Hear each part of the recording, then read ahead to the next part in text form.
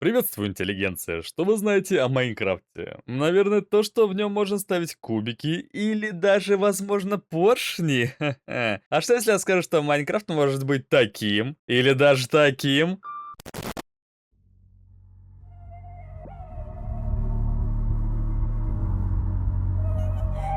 Для начала скажу, что в этой игре настолько много интересного и клубничного контента, что ролик будет разделен на серию обзоров рутов разных героинь, коих в игре уже 16. Первым мы закроем основной рут с Алекс, классика Майнкрафта. Но какую девушку вы хотите увидеть дальше, пишите в комментариях, и я читаю, и на них я отвечаю. Также в телеграм-канале вы можете, как обычно, узнать название игры, и, конечно же, там я сделал опрос, на какую девушку вы бы хотели увидеть следующий обзор. В общем, главный герой нашего рассказа Стив, обычно заурядный парень с повадками подростка. Живет Стив в отличном, по его мнению, доме. Просто 10 из 10, бомбический дом. У него есть подруга Алекс, первая девушка на деревне, наша соседка и первая, кому мы попробуем забраться в личное пространство, если вы понимаете, о чем я. Живет она вот в этом доме. Стив подмечает, что ее дом говно, и этому дому далеко до его бомбического дома.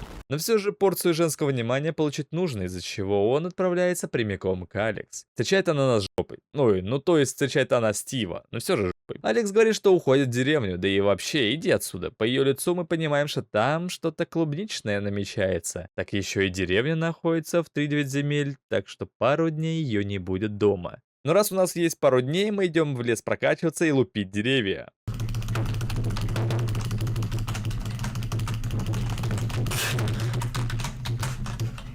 Я же вам говорил, что это Майнкрафт. Думаю, да. Так что идем в шахту и долбим камни. И так этим увлекаемся, что в один из дней мы теряемся в пещере. На этом моменте, думаю, процентов 30 игроков отваливаются, ведь пройти этот туннель без подсказок очень тяжело. И в обычном случае ты будешь рандомно тыкать, пока тебе не надоест. Ведь никаких подсказок, что делать, куда идти, тебе не дают. Но с вами мистер Сап, и я показываю, как надо действовать, так что запоминайте. 2 раза влево, 1 раз вправо, потом снова влево и снова вправо. Все гениально и просто. Но так как я проходил данную игру в первый раз, я, как и многие другие, раз 100 прожал рандомные пути, и игра сжалилась надо мной, призвав на помощь хранителя. Ой, то есть хранительницу. А ее большие буйки сразу показали, что существо перед нами доброе, после чего она пригласила нас домой, и мы согласились. Но давайте ее ветку отношений оставим на следующую серию и вернемся к Алекс, ведь к этому моменту она уже вернулась домой и была не с пустыми руками.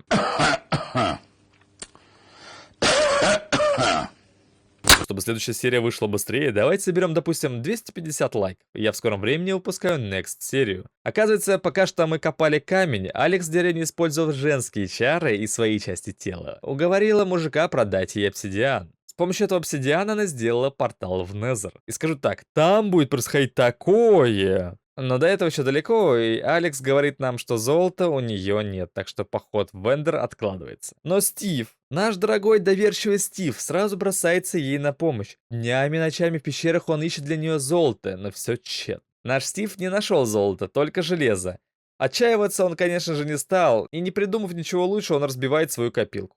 Откуда и достает 3 слитка золота из нужных нам 4. Одного не хватает, но Стив уже знает, что делать. Он мастерит особенную броню и относит ее к Алекс. Она, приняв подарок, идет мерить его, но возвращается в ужасе и орет на нас. А все из-за того, что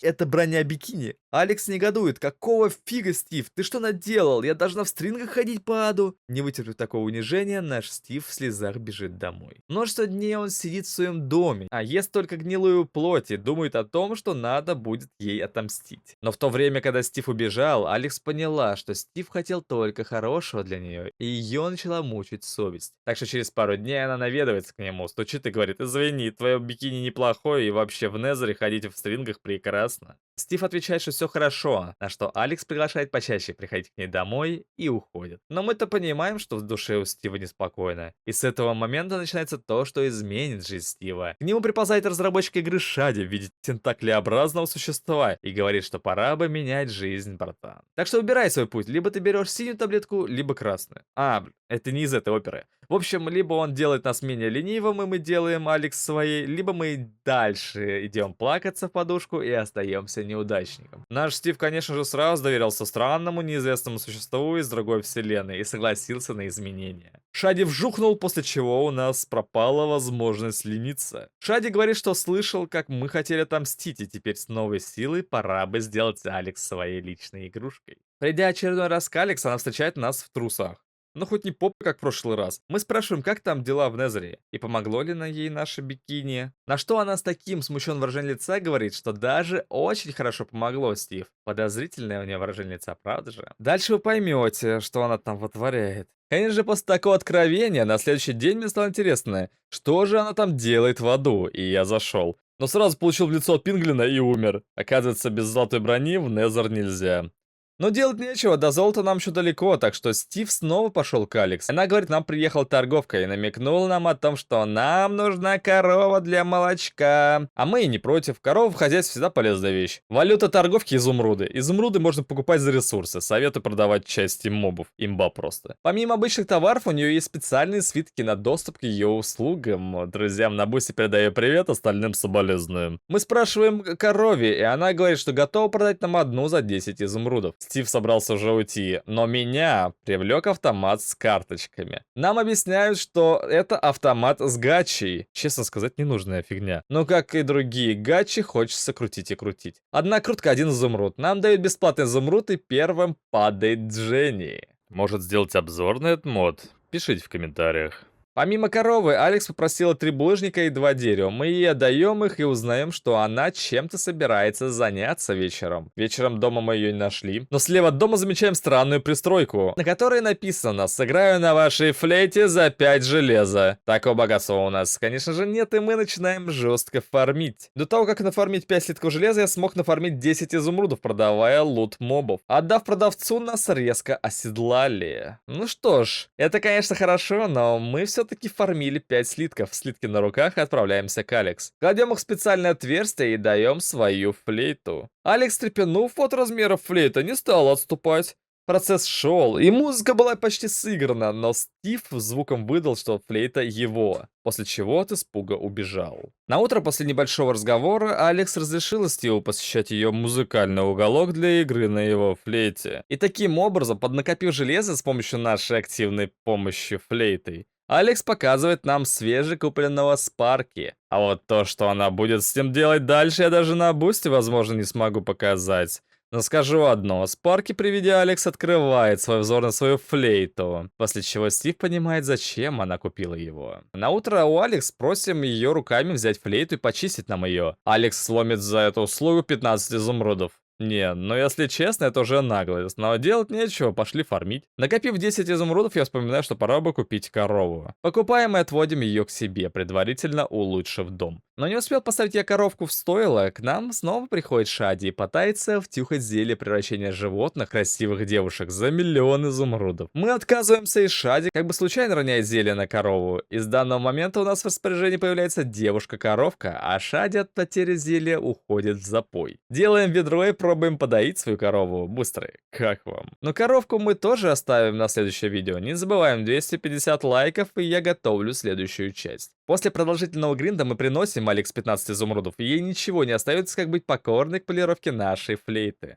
Контент со Спарки я снова пропущу, там такое, но на бусте, пожалуй, я размещу сохранение к игре, в моем телеграм-канале ссылку на игру. Смотрите такое сами. В общем, Алекс собирается в Незер, и она просит нас достать 3 золотых слитка. Мы даем ей их, и она проговаривается, что хочет спустить все золото на клубничку с пиглинами. Такую акцию мы пропустить не могли, и пошли к ведьме, о которой вы узнаете в одном из следующих видео, чтобы она создала для нас зелье превращения. Персональному зелью для Стива не хватает жидкости Стива, добычей которой занялась ведьма. Зелье получено, благодарим ведьму и идем к Алекс. Но она уже ушла в Незер, а мы в образе Пинглина следуем за ней, чтобы попасть в итоге на клубничную хард-пати вечеринку, состоящую из одной Алекс и кучи пинглинов. Но зелье варилось алкоголичкой, из-за чего мы получились полным и низким пингвином, что не смутило нашу актрису первого плана, и она забрала нас на первый заход. Успешно окончив марафон, нам платят 5 золотых слитков, после чего бежим домой. И как в Золушке в 12 часов ночи превращаемся в Стива. На утро после жесткой клубничной тусы у Алекс отходняк, из-за чего покормить Спарки просят нас. Мы берем за работу у Алекс ресурсы, и нам в голову приходит идея, а что будет, если дать лошади афродизиак? Ох, крафтим золотое яблоко, берем у ведьмы зелье невидимости и под зельем невидимости кормим Спарки особенным золотым яблоком. После чего Спарки захотел взять инициативу на себя. Разработчики, хватит испытывать меня. Нет, не буду я такое показывать. На бусте, возможно. Дальше нам вводят новых персонажей, а Алекс неожиданно приглашает нас составить компанию в походе за цветочками, во время сбора которого приходят они. Разбойники. Нас вырубают, и просыпаемся мы в тюрьме, к нам приходит девушка-разбойник и показывает нам, кто тут хозяин в клубничном заезде, после чего уходит. И вот он, выбор. Стив думает, а может остаться и наслаждаться разбойницей и бесплатно есть их еду, либо спасать Алекса и бежать домой. Ставь лайк, если ты да, а если нет, то все равно ставь да. Я сначала выбрал остаться, и Стиву даже понравилось, частенько на нем катались и кормили хорошо, но в какой-то момент пришли они. Стиву сделали гачи-мучи, и его разорвало, от чего он и умер, бедняга. Секундочку, это важно. Если вам понравилась моя подача или вы хотите увидеть ролик без прикрытия, прошу обратить внимание на мое бусин. Там все, что вам нужно, и не только. Если же выбрать побег, то удивительным образом мы находим кнопку и открываем дверь. После чего видим Алекс в соседней клетке с двумя парнями. Они играли в кооп-игру, защищая свои пещерки.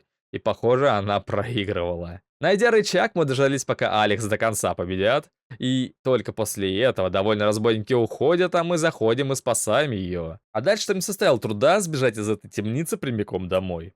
На утро Алекс хочет испечь нам торт в благодарность, но молока нет. Нас просят подоить коровку. Делаем это и возвращаемся. Стив замечает Алекс в интересном фартуке на обнаженное тело, из-за чего он и поплыл. Активизировался рост флейты, это увидела Алекс и помогла Стиву с его проблемой. Съел ли Стив в итоге торт, история умалчивает, но все равно остался он довольным. Тут можно было бы закончить труд, спасение и благодарность, похоже на красивый финал. Но в Шади решил творить дальше, из-за чего мы видим это. Алекс у торговки выпрашивает скидки. То прижмет ее, то пальчиками накажет, то вообще зелье большой флейты выпьет, но в итоге она добилась своего. После чего и заваливается к нам домой и говорит, что хочет подобывать для нас ресурсы. Подозрительно все это, но окей. Мы ее отправляем за ресурсами, а она их приносит. Становится еще подозрительнее, но все становится ясно, когда Алекс требует за них поиграть на личной флейте Стива. После этого Стив чувствует себя использованным и решает снова отомстить.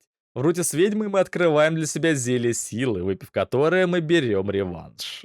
После такого реванша нормально стоять Алекс долго еще не могла. Месть разбойницы. Зайдя к Алекс, нам пишут, что дальше сюжета нет. Но у входа в шахты все же встречаем Алекс, которая решила покопать вместе с нами. Во время добычи руды где-то внутри их сердец что-то щелкнуло, и прямо в пещере на фоне лавы наши кролики решили устроить файтинг прямиком на камнях. После данного сражения они вышли на улицу и увидели разбойницу. И не придумав ничего лучше, они пошли к ней до ее логова и даже нашли тайный вход. Разбойница их замечает, но Алекс метким выстрелом останавливает данную особу, и Стив ее связывает. Разбойница оставляет одну, но Стив обещает вернуться и отомстить ей за тот случай. На этом сюжет Алекс заканчивается, но для бустеров бонусный мини-сюжет, как Стив мстит разбойнице. Как только разработчик сделает концовку с Алекс, я обязательно сниму про это видео, подписывайтесь. Ведь в следующих сериях мы затронем тему конечных рутов. На данный момент их 6, и к каждому концу есть свой секретный жуткий финал для каждого персонажа.